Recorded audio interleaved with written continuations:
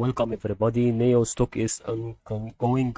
Today we have to start explaining this NIO stock. For each part we have to say about it because NIO stock is such a lot of people are going to trade on this stock, and you have to say why this stock is such a decrease still on this part and didn't decrease in momentum, and also about that a lot of people is trading on it right now.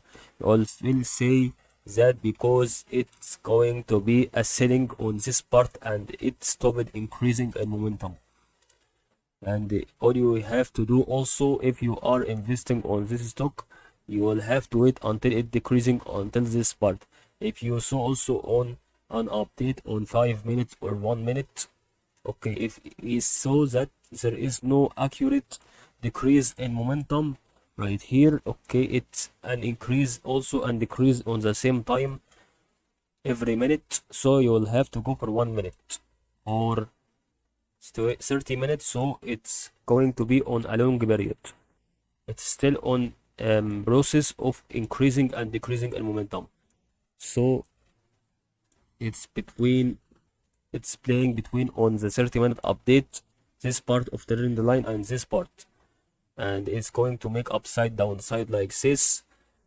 And I think this is going to be such thing that should be in our consideration, that we know every part of this stock is going to be an